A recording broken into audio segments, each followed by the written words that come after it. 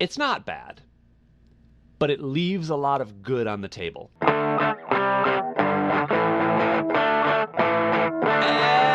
And welcome back to another episode of Exposing Ourselves. I'm Travis Ritchie, and this is episode 28. This is the show where we expose each other to new things. Matt, a big music fan, will assign me one of his favorite albums or playlists to listen to each week, and I, a movie buff, will give him one of my favorite films, and we come together on this podcast to discuss it all. And with me, as always, is my good friend... Matt Runquist. Hey, Travis.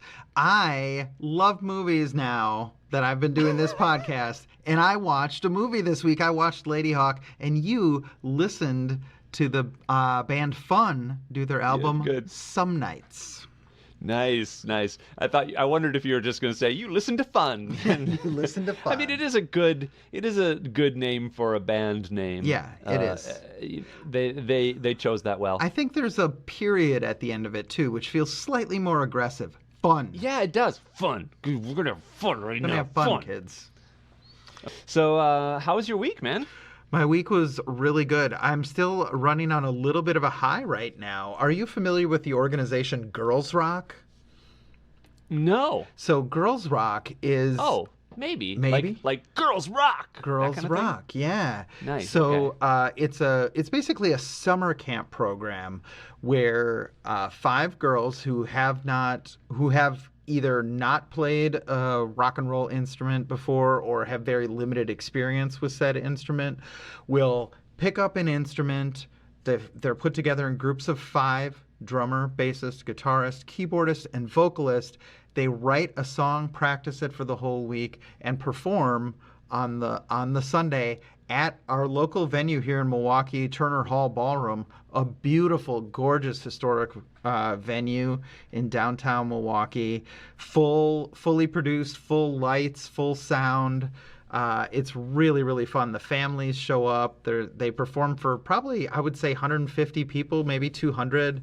It's a really good time. So this week, my wife was a coach of one of the bands, 10 Seconds to Rock. Okay.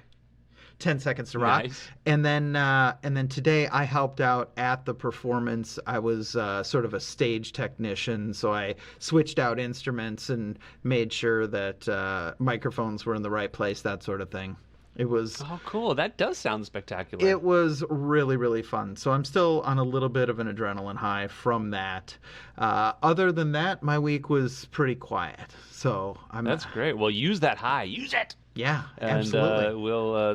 This will be one of our most exciting episodes ever. I mean, here's hoping. Probably. And in 2 weeks, I am going to be the bass coach for the camp. So each day, so they practice as a group, but then they also get individual lessons for 1 hour a day. And so I'm going to be the bass coach.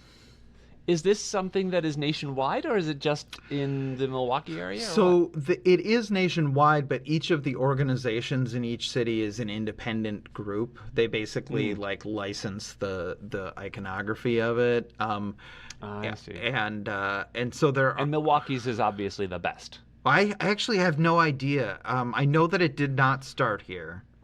You could just say it's the best, man. I could say it's the best.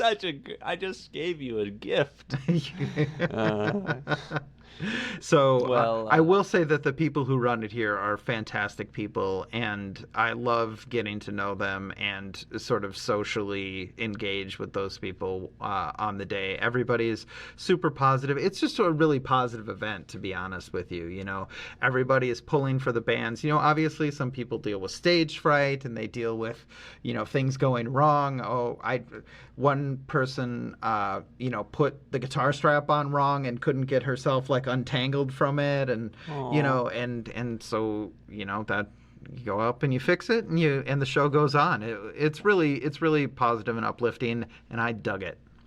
That is great. Did you mention how old these girls are? The girls are between the ages of 8 and I want to say 14 or 15. Oh, they're so young. They're pretty young, yeah. And the band that Amy was coaching was 8 and 9-year-olds, so on the younger side. Wow, But 10 Seconds to Rock are 8 and 9 years old. Yeah, really fantastic job though they did. Wow. Yeah. There reminds me a lot of like a 48-hour film festival type of thing where And I've always wanted to do one of those. I don't think I ever have. And so one of these days, man. Yeah. But that sounds fantastic. And that's pretty much been the bulk of your week, huh? Yeah, that was the exciting part of my week. Okay. Anyways, what were you up to this week, Travis? I mean, a bunch, actually. Now, career-wise, things have been pretty slow. I did have an audition for a voiceover animation thing, which was fun. And the big news here in Hollywood, of course, is the start of the actors' strike. The actors, gave the producers an extra 12 days past the expiration of our contract to come to the table with some fair offers. And apparently, the producers just used that time to so they could promote their summer movies more, and they did almost nothing new as far as negotiating. So it was a real jerking us around type of thing, and so we called a strike. I had been on the picket line a couple of times to support the writers' strike. Mm-hmm. And the writers, I know many great writers who are part of the Writers Guild of America, and I was out there supporting them because it's important, and I saw their needs very reflected in our needs as actors. You know, things dealing with a lot of streaming issues that we let go when streaming became a thing, that now we're like, obviously streaming is the future. If it's not profitable, you need to figure that out. But while things are streaming, you need to pay us our fair share of that. And also the use of AI in the future. If we don't negotiate that now, in 3 years, it'll be too late.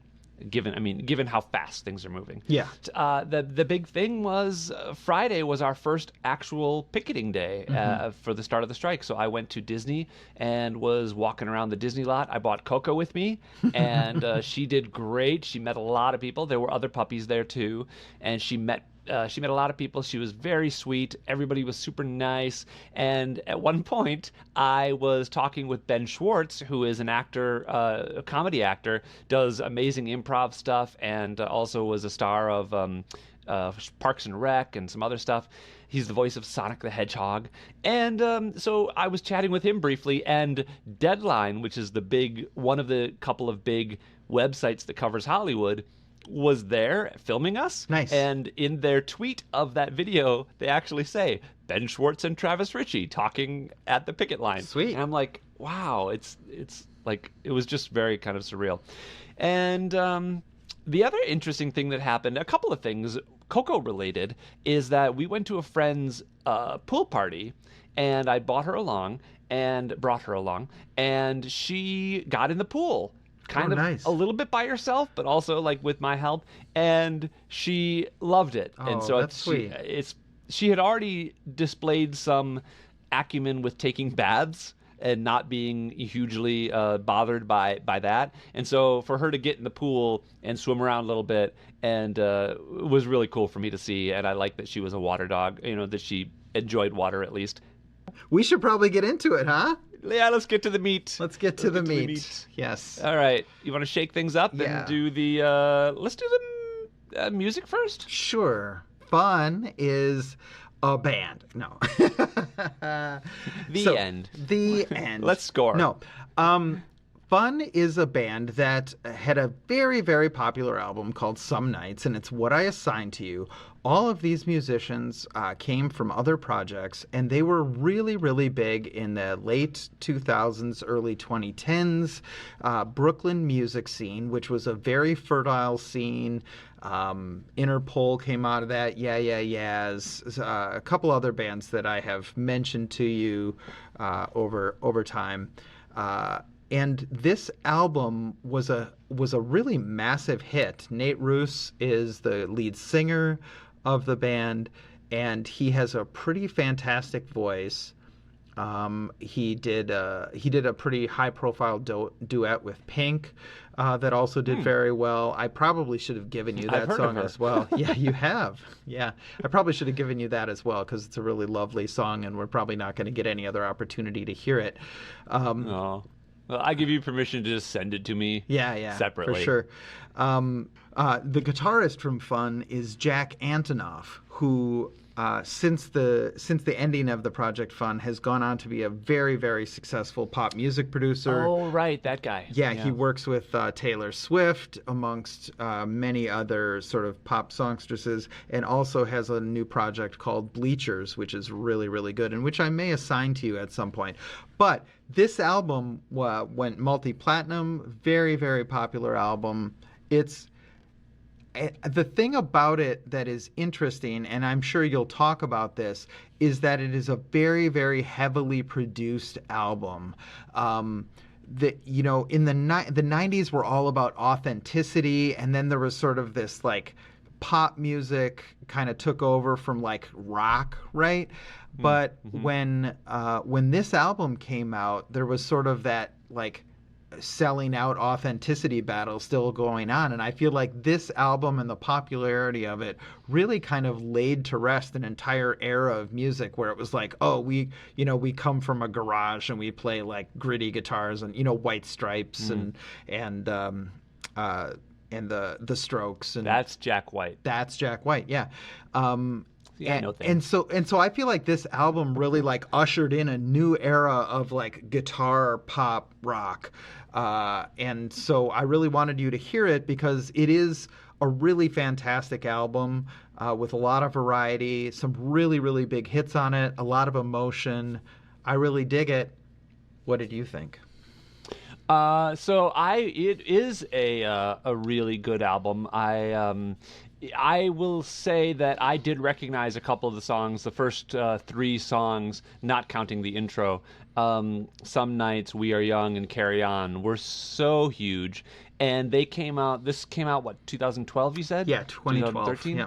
So round about 2013, I leased a new car, a Ford C-Max, that I loved. And it came with some number of months, I think a year maybe, of free XM radio, because it was built into the car. And at about the same time, I started dating Matthew, my ex, and so we listened to a lot of XM radio, and we listened to the top hits album. So that year I was exposed to a lot of the top hits of that time, and these were among them. So I haven't heard them since about then, but I did definitely recognize them. I had a lot of fun listening to this album, and it definitely produced. And you compared them last week to Queen, and I definitely can see where that comparison comes from. Yeah, it almost felt like they were trying to be Queen, and not just any Queen, but like specifically Bohemian Rhapsody. Yeah. Like every song wanted to be Bohemian Rhapsody with a but also mixed with a little U2 like angsty like anthem for this generation type of sound, right? Yeah. We are angry, this is what we're here to say, and we have a point. Yeah. And here's what kind of bugged me. And there was a phrase that I heard this week, and I don't remember the context of it. I wanted to write it down. I didn't, but I do remember what it was. And it was the idea that it's not bad, but it leaves a lot of good on the table. Oh, interesting. Yeah. And I think that when I heard that phrase, and I don't remember the context, but I was like, oh, that fits very well into my thoughts on this album. Because all the parts of it are fantastic. The composition, the energy, the passion that you talked about is all here. The lead guy sings very well, and he's got a great voice. Maybe not Freddie Mercury great, but really, really good. And the sound quality, the tonal quality is pleasant to listen to. And so why in 2 of these songs do they switch to auto-tune all of a sudden? Yeah, so I knew you were gonna call this out. But here's the thing. This is actually the point that I was trying to make, right? Is that 10 years prior, right, you would never ever audibly use auto-tune in like a rock song, right? Because we're authentic. Like, I mean, it was Cher in Well, okay, Cher is a very special case. Yes, she is pop rock royalty, but like, believe in love after love. yes, thank you for reminding us of the most notable early use of autotune.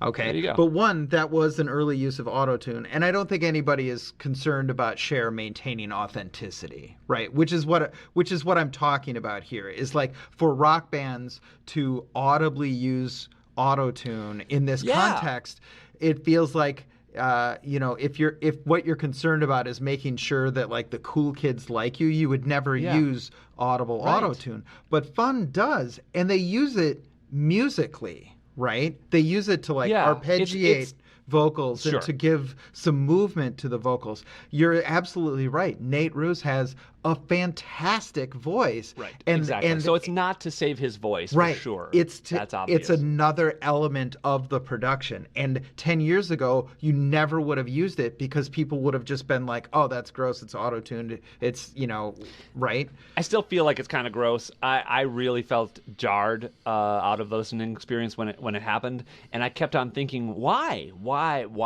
There was no reason for it to happen.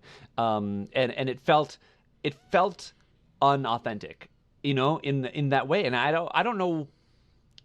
I don't know why they chose to include it when it felt, and it didn't seem like it fit the song either. The song, which was kind of this like anthem, especially the first night. What was the first one that it's on? It's is it Some Nights or is it We Are Young? I believe it's on.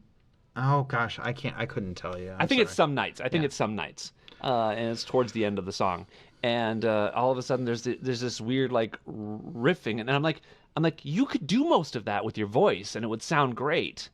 But here, it sounds fake when the rest of this song is kind of this great like you've got these awesome drums and great guitar work and all this wonderful vocal work, and the energy level is so high, and then all of a sudden you throw in this. It's like. You saw Titanic when it came out, right? 3 or 4 times, yeah.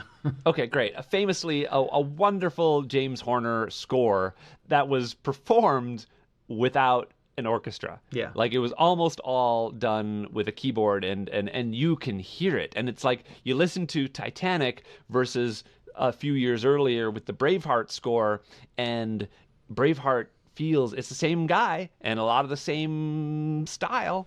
And just Braveheart sounds so much better and richer and realer. And this is suffering from that same kind of thing to me. It's a little gripe. It's not a huge gripe. Mm-hmm. I'll say that. The album is still a lot of fun to listen to, and I think I went through the whole thing 3 times. Oh wow! So that's not a common thing for me. No. And so yeah, it just but then. And it wasn't just when it happened once, I was like, okay, that's a one-off, like someone had an idea, and then they did it again later on. I don't even remember the song. It's one of the quieter songs that's just sort of like floating along, and then it like and I'm like, why? I think to me it's just using another instrument that's available to you, right? It's turning the voice into like a synthesized instrument. I mean, if I wanted to get artsy, right, I could say like it's breaking down the barriers between human and artificial, and talking about the conflict inherent in that. I mean, after all, every major label produced album from 2000 on uses autotune. Every single one of them. I want you to know, Travis, that like I have access to autotune now. Right? Like, like in the home studio, you can get, you can buy something for $20 that gives you access to autotune, and you can take your vocals and it's not necessarily a matter of doing something super obvious like this or like what T-Pain does, but just kind of putting it back on, making sure that it's like bang on, right? Yeah. And I know. In every single album does this, and they all pretend not to, right? They all pretend, oh, we're naturalistic, we're real, right? And this goes the other way and says, I have a great voice, but also this is artificial. This experience is fundamentally mediated by computers and by the producer and by the recording engineer. Yep. It was obviously a deliberate choice. I just didn't like that deliberate choice. Could you tell that I was definitely prepared for this conversation, Travis? Yeah, absolutely. And I am so glad. I'm glad that you had this plugged in, which that's great. And I like also that you're starting to know me and be like, yeah, I don't always know what you're gonna latch onto, but I was like, this is gonna ring his bell right here. it rung it so hard. But yeah, no, so that was one thing that I didn't like, but otherwise, in a general way, I felt that they were trying very hard to be meaningful. Yeah. In a bit of an unauthentic way. Like I think this is so sincere, right? Like this is like, you remember the tragedy of our generation is like irony, right? Irony wrapped up in sarcasm, wrapped up in irony, to the point where nobody knows, like nobody can interact with one another authentically anymore, because I remember there's a bit in The Simpsons where Homer's getting hit in the stomach with a cannonball, and then two kids in the Lollapalooza audience are like, dude, that's awesome. And the other kid goes, dude, are you being sarcastic? And the first kid says, I don't even know anymore. I don't know. Right? And so to go from that generational, like, stance that we had, and to take this younger generation who's like, no, I'm going to absolutely wear my heart on my sleeve. I want to make big music that makes you care and feel emotion and real, genuine emotion. Like, this is cheesy music, but I feel like in a really, like, great way. It's like its heart is on its sleeve. There's no subtlety, but like there's the song "It Gets Better," right? Which is like tagging like directly on the Dan Savage's "It Gets Better" movement. Right? Yeah. And the funny thing is which I actually did one of the first videos for. I remember that. Yeah. And then in Jack Antonoff's band Bleachers, their first big hit was "I Want to Get Better," right? It was sort of a continuation of that whole theme. But you're absolutely right. Like, this is cheesy and it can feel inauthentic. And I want to say, especially to people raised in our generation who are so steeped in like emotional armor. Yeah, I can see that. And I think for me, it was mainly the comparison to Queen that did it, because Queen feels so just brilliant and almost effortlessly brilliant. And this felt effortful. Right. Yeah. Maybe that's the deal. And that doesn't mean it wasn't brilliant or at least very, very good. You could kind of hear the trying. Yeah. And it's not going to hurt. It's not going to hurt too much for points. Absolutely. Well, we're almost out of time to talk about music, but I did want to mention a couple things. The thing that I find most inauthentic about this band is that they are not technically broken up, even though they haven't done anything since 2015. I mentioned this last week as well, but they haven't done anything since 2015. Jack Antonoff is off being a rich producer and has his own band, and the other two are also busy doing other things, and they swear that there's no bad blood there, but I think I would lay money on there never being another fun album and there never being a reunion. Do they have more than one album, or is this pretty much it? There is a previous EP or album. I'm not sure, but this is like the one. Okay. Yeah. So I mean, no need to have a revival or a no. What a band comes together. What is it called? A reunion. A reunion. Thank you. For only one album. No. Yeah. I mean, don't get me wrong. If like somebody gambles all their money away, I'm sure they'll try to get a reunion together, and I'm sure it would be very popular. Yeah. But yeah, I don't think it's going to happen. They all swear there's no bad blood there, but I think actions do speak louder than words. Yeah, they're all doing their thing. Have you seen, apropos of that, have you seen the show Girls Five Eva? No. It's on, I think, Peacock, and it's produced by Tina Fey, and it's basically about a girl band, more like the Spice Girls, Okay. who try to come back and reunite, and it's hysterical. I wish it wasn't behind a paywall, but do you want me to rate first, or would I you? absolutely want you to rate first. I think I'm going to give it a 7. It was really very good. Oh, is that 7? too low? I guess you seemed very positive about it. I'm curious here's what gets why. something It would above have a been an 7 8. for you. It would have been an 8. Not all the songs on the album are super stellar. Some of them are, I might say, a little boring.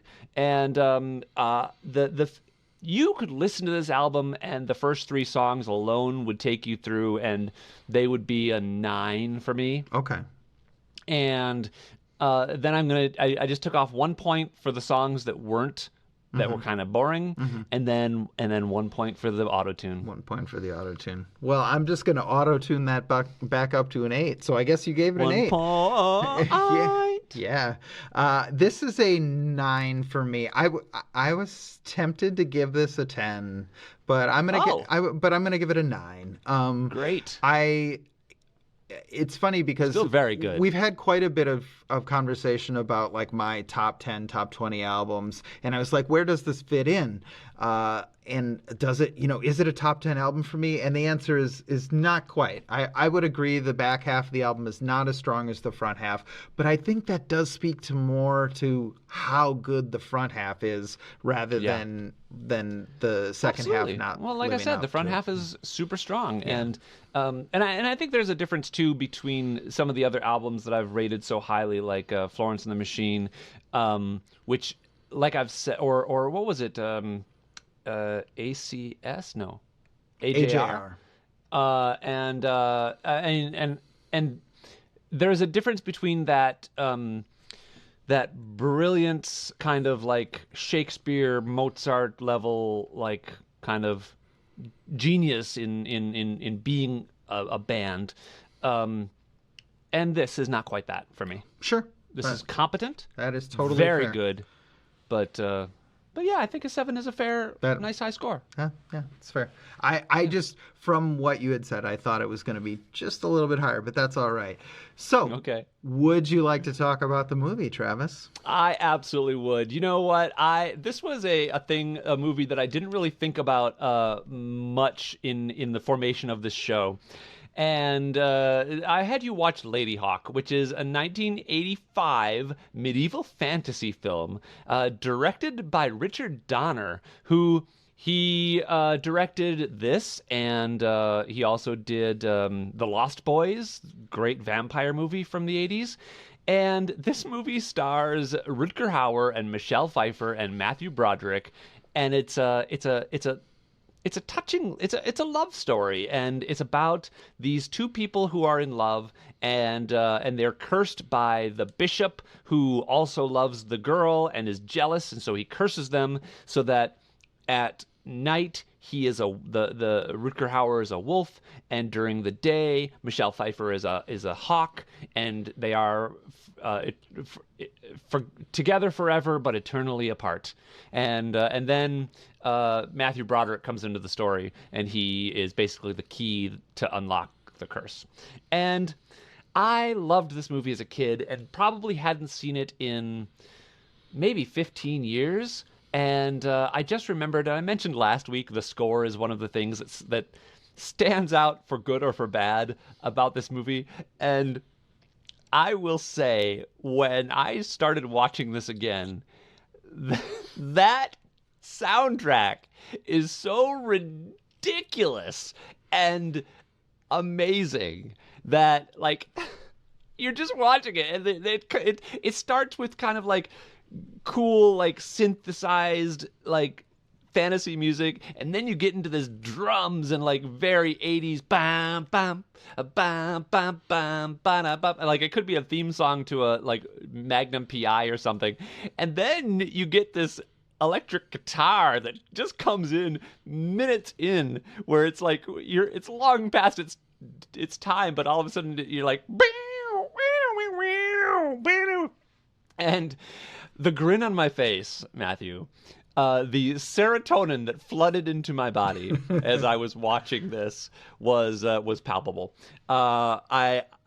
It's there's so much to say about this movie that I love, and the I think the special effects are impressive for the day. The cinematography is beautiful. I think the biggest crime against the world today might be that this movie is not available to stream in high definition, because it is so beautifully shot, and so much effort clearly went into making it look amazing that I wish it were available in HD or 4K. So anyway, it held up for me. That's all I'll say. I really loved watching it, and the cheese that is part of it was not nearly as bad as I thought. I felt it could have aged much worse than it did, and I thought that the stuff that was great was still great. And yeah, what did you think? Curious. Well, this movie was a real mixed bag for me. You know what? Let's start with the soundtrack. So I did enjoy the 80s-ness of the soundtrack. I honestly wanted more of it. Like, there are times when the 80s synthesizer soundtrack drops away and we get sort of a much more traditional stringy orchestra soundtrack. And I'm like, no, come back. Like, that's, okay. I want, like, it felt a little bit inconsistent, right? Like, I wanted that through the whole thing. Like, if what we're doing is like going ba ba ba ba, I want that to be my cue that we're gonna have some action now all the way through the movie. It was mainly just used for the kind of the big actiony, but heightened like emotion moment. Yeah, so for me, I just wanted that sort of fun 80s soundtrack to go through the whole thing, right? Just because, like, okay, that's the choice you made, then, like, stick with it. Yeah, the cinematography is beautiful. The animal work in this movie is very impressive. I don't know that you would be able to do that today. Right. Like, it would be a CGI animals all over the place. It would be CGI animals all over the place, and not because any of it's abusive, although there is a horse fall in this movie, which they don't do anymore. Right. But like, none of it's abusive or anything. Do you know, was there an animatronic wolf for some of the stuff? Do you know? I feel like some of the close-ups I do know that when they he's had in the several cage or puppetry or something. I don't think so. They had real wolves. There definitely were. Real hawks. There definitely. I know the hawks were real, but I think but they had several real ones. I think some of the close-ups on the wolves might have been like puppetry or animatronic or something. That's possible, but I never pegged any of it being fake looking. No, in this day and age, I feel like it would have. Yeah. I think it's actually just cheaper to have a real wolf snarl than. Yeah. Anyways, so the animal work was really good. Matthew Broderick was really, really effective in this. For his age, this was pre-Ferris Bueller for him. This was pre-Ferris Bueller. So I did have that comment about Biloxi Blues, but Biloxi Blues was way after. Biloxi Blues was like 2 years after Ferris Bueller. So this is his first big role prior to Ferris Bueller. I cannot believe how big his role is in this. Like, when you introduced this movie to me, I thought this was like Rutger Hauer and Michelle Pfeiffer with a little sprinkling of Matthew Broderick. Matthew Broderick carries this movie and is the main character for large portions of it. He has to be, because when the other two people are only available half the time each, you have to have a connecting character. Yeah. Right? Yeah, so I really liked all of that. Let's see. Some of the dialogue's a little clunky. Some of the action doesn't make... Like, I'm thinking specifically of, like, the big action scene at the end where there's, like, a big fight in the hall with all the extras standing around looking bored because maybe it's, like, the 8th time they've seen the horses go through the list today or whatever. I think it was pretty clear that they were all given the instruction to, like, stand still. We've got, like, very large horses here, and, they're going to be in front of you with no protection. So please don't spook the horses. Because in a real situation where there's, like, a battle going on in front of you, you'll probably do something like duck behind a something or run Right. out of the Or room run away. or yell but there's just like all these extras standing around being like still and silent, and that really kind of it took away from the action of that last scene for me, because I'm like, oh, interesting. I was like, guys, there's a battle going on in front of you, right? And I understand from a filmmaking standpoint why they were just sort of standing there, but from a like pulling me out of the scene standpoint, I did not love that. I imagine that in that day and age, they would have. Were you in that situation?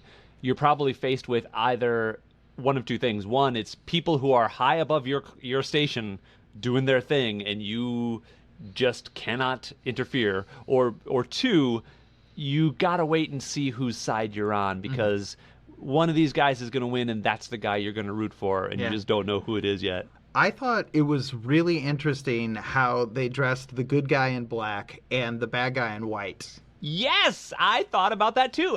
That was such a departure from kind of the norm, even in that day of filming. Well, and I feel like it's justified by the story, right? Because to the bishop, which is the leader of like the, I guess civilization, this is the bad guy, right? Yes. This is the guy that has been cast out and is evil, right? Yeah. And so of course he's dressed in black. But so really, really good points for that. I will say this movie, the best part of this movie is the plot. Right? The curse is very interesting, right? It's an interesting way to curse someone. These people are together forever, but also apart. And the fact that they are, quote unquote, mindless animals during their time as an animal, I think is really interesting, right? It's not like they're conscious during their time. Right. They don't get to feel like they're together. They don't get to feel like they're together. I will say that the movie plays a little fast and loose with this concept, right? Because the mindless animal wolf is also extremely protective of, Matthew Broderick and Michelle Pfeiffer, and the hawk is very, very attached to this dude, but just in a mindless hawk kind of way, I guess. Well, instinctually, maybe. Sure. Or very as a trained animal or whatever, right? Like, I'm not going to read it super hard for that, but like, I'm just saying, like, it's a mindless animal, except when we kind of need them to stay together, like that's all. So, yeah. It's part of the curse too, right? That they are together part of the curse. Forever. Oh, really? Oh, okay. It's yeah. Together forever, eternally apart is kind of the thing that they say. Right. And, yeah. And so, I guess all of the story about the bishop and Michelle Pfeiffer and Rutger Hauer is all just sort of told. It's not even told in flashback. It's just like exposition told from one character to another. I guess there were enough slow parts of this movie that I would have rather just seen that depicted.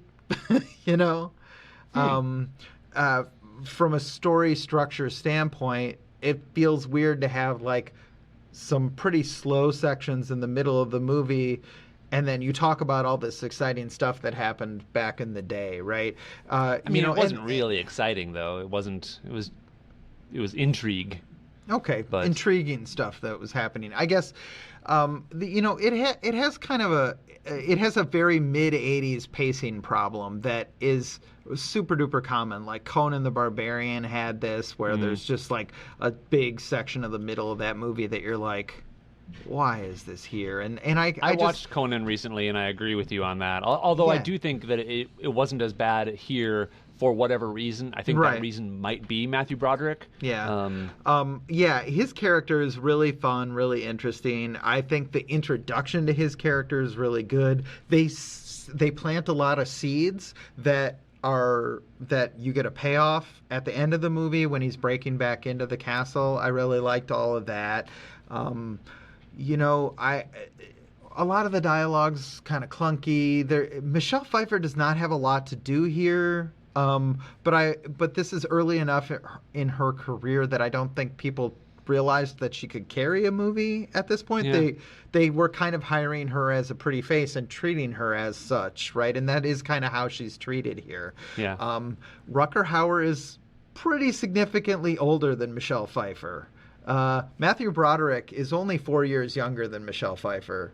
Oh, And wow. Rucker I didn't even look into that. I looked into it because I was kind of struck by, like, they were talking about this stuff with the bishop as if it was, like, in the distant past, and I was like, she's, like, 26, right? Yeah. And presumably I mean, that's not she's supposed terribly to be... unusual in that day and age either. No, so. no, I know, but, like, Matthew Broderick's, like, 22, and Rucker Hauer is, like, 38, 42? Yeah. 42, Still I pretty think hot, is what it was. Pretty hot, 42, though. Yeah, He's a good-looking dude. Yeah, a good-looking dude. Rucker Hauer is sort of famous in my household for the series of like really atrocious straight-to-DVD movies that he made from around the time of Ladyhawke into the 90s. My dad used to love watching Rucker Hauer movies, and I don't think he even realized it. He just chose these like terrible, terrible movies to watch, and somehow Rucker Hauer would always pop up, which is funny because he's quite a good actor, right? Yeah, he is. Like he's so believable and so good, and I mean, I prefer him as a bad guy than a good guy, right? But like he's a good actor. I mean, and I don't know. This isn't a genre classic, I guess. But you got this, and you got Blade Runner, where he's doing some really amazing work. And it's a shame that he wasn't bigger than he was, I suppose. Yeah, but.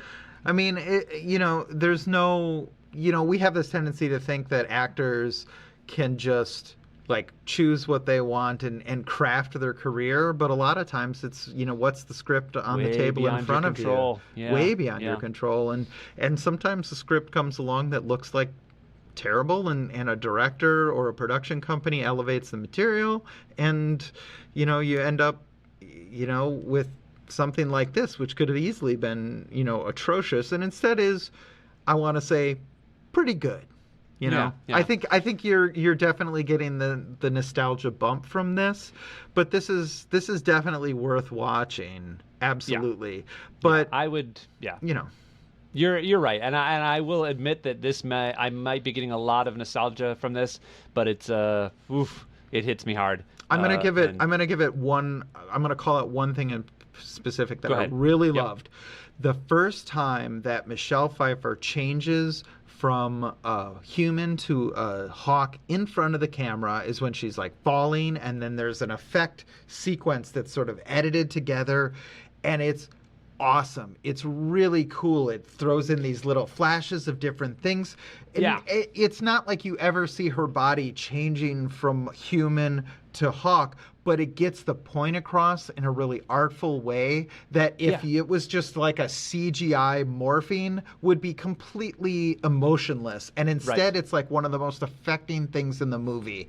And purely through editing. Purely through editing, and I really dug that because because to me it stood out as a moment that would have been hurt by modern technology. Yeah. There's another point where the two of them are in laying together, and they almost touch as she is transitioning into a hawk, and he is transitioning into a human from being a wolf, and there is some like dissolves there, but mostly it's editing, and there's a little bit of like light painting on her knuckles to show that some magic is going on, but mostly it's editing, and it's so beautiful.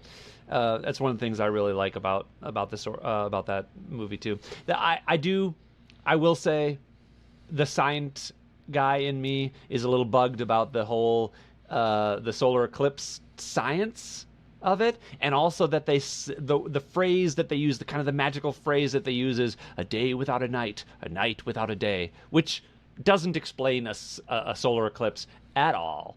But whatever you're trying to be, I feel like if I were a writer, I could have come up with a better way to write that special line. But I live with it. I deal with it. I still love the way like the bishop says, it is our difficult times, Marcaine. And like his lines are all so bad, but the way he delivers them is so like juicy. And her name is Isabeau. Like the way she says those lines is like, oh, okay. Yeah, I got to All admit, right. I didn't love the Bishop because I didn't either. He's there's- not a fun there's actor, like- but he's so yeah, like. well, and there, I just, like the whole plot is thrown into motion by his curse, right? He consorts with dark forces, and there was a curse, right? But then he doesn't do any more consorting with dark forces. He's just kind of No, a real that's true. jerk. And I wanted him to whip You only out have his one like, soul, man. How many Yeah. times can you sell it? I wanted him to whip out his magic and You throw it wanted around him a to little bit. be the bad guy from Aladdin. Yeah, exactly. I wanted it to be Yeah. Jafar. So, Um, anyways, all right. All right, What- go ahead. Well, no. Do we have anything else? Should we move on to ratings? I know. No, we're I getting will a little say it was tight on fun. time. I didn't realize that Alfred Molina's role was kind of so tiny. He plays this creepy hunter guy who's gonna go catch the wolf, and If it was only, cool to see him. Yeah, it was really cool to see him. I looked him up right away. Oh my God, that's Alfred Molina. But then there was not. They didn't really do anything with him. It was No, he kinda wasn't. sad. He wasn't terribly threatening. I mean, if I was gonna cut one thing from this movie, I probably would have cut Alfred Molina's A appearance. little unnecessary. Yeah. Yeah. I did love the friar though. I don't remember what his He name was really good. Imperious, the Really old good. monk. Yeah, he was really I really good. liked him. Yeah. All right, well, go ahead. Let's if you're ready, let's get it for the rating. Yeah, so like I said, there's a lot to like about this movie, but a lot that I didn't like it. I want to say this is probably about average, but because I like you and I know that you love this movie, I'm gonna give it a 6. Okay, I think if I wasn't giving it the Travis bump here, it would be a 5. But Oof, I'm okay. gonna give it a 6. I do wish you had liked it more, but I understand that you. I understand, I guess.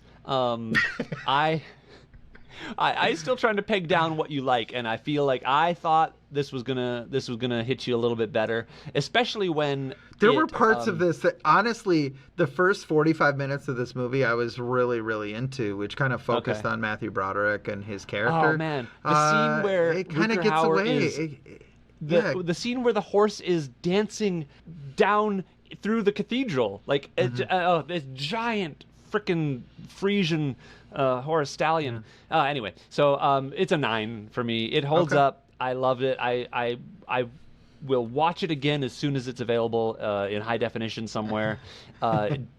Just a crime that it's not. So hopefully fix that world, fix that Hollywood, put that in the contract negotiations, please. All right. We don't have much time. Yeah, WGA goes on strike to save Ladyhawke's HD edition. Exactly. That's SAG-AFTRA's primary demand. Yeah. So, all right. Well, so it's a 6 from you and a 9 from me. What do we got for next week? Next week, have you ever heard of the band The New Pornographers? I have heard of them. Really? Yeah. Oh my gosh. Just the name. The name. Well, it's a great name. But the New Pornographers is It's a name that sticks in your head. It is a quote-unquote indie supergroup composed of Nico Case, Dan Bihar, and a bunch of other people. This is my favorite album of theirs. It's one of their early ones. I think it's their second, might be their third, but I think it's their second album. It's called Electric Version. There are 11 amazing tracks on this album. I love it front to back. Unfortunately, there are 13 tracks on it, and there's a couple that aren't quite as good, right? I just love that intro. But you had said that you wanted me to give you more of my top 10 albums, and this is one of my top 10 albums. So my favorite track on it is probably From Blown Speakers, but there's so many good tracks on here. Alrighty. I really, really love it. So Well, I look forward to it. Especially, I live in a place where the real pornographers live, in the San Fernando Valley. So congratulations. I'm excited to listen to your your pick. So here's my question for you. Do you want a departure, or do you want to stay on theme for this next next week? Let's stay on theme. All right. Well, then I'm going to give you finally Legend. We've teased it. We have We have said that it's coming, and here it is. Yeah. Legend is the 1980, I think, 5 movie starring Tom Cruise. It's another fantasy movie. It's a love story. Tom Cruise is a like a fairy boy. Like, I don't know what. I don't know how to describe this movie. He's like he lives in the forest. He's a forest boy, not a fairy boy. He's a forest boy. There are fairies in this movie. And there are unicorns, and Tim Curry plays darkness, like the physical embodiness of darkness, which is essentially the devil. Okay. And he's amazing. There's something that connects this besides the time, and that is that the soundtrack was originally done by a well-known soundtrack composer, but the studio changed it at the last minute to be, and they hired Tangerine Dream to do a very 80s score, nice. Which infuses the entire movie. So I think your complaint a bit about the score, the 80s-ness dropping out for Ladyhawke, that won't be a problem here. That won't be a problem here. Awesome. And this is great. This movie does have a lot of fantasy elements, but it has kind of some of the same magic that a Jim Henson movie has, except no puppets. It's just all real. And it was directed by Ridley Scott. So it's got some directing cred behind it. Yeah. Absolutely. Cool. I'm interested to see what you think. This could go any way. I'm really curious about this one. Cool. Yeah, but before we go, we should remind people. We should remind people. Yeah. That they and you could put some music, a little music bed under this if you wanted to. Yeah. Okay. And as I say, if you want to tell us what you thought of the movie that we listened to, or the movie that we watched, or the band that we listened to, you can do that by emailing us at exposingourselvespodcast@gmail.com, or finding us on Facebook at Exposing Ourselves and commenting there. We would love to hear from you, and hopefully we will. So, well, Travis. Yeah. Thank you for exposing yourself to me. Matthew, thank you for exposing yourself to me. I really appreciate it. I appreciate it too. Have a good week. You too, man. Thanks.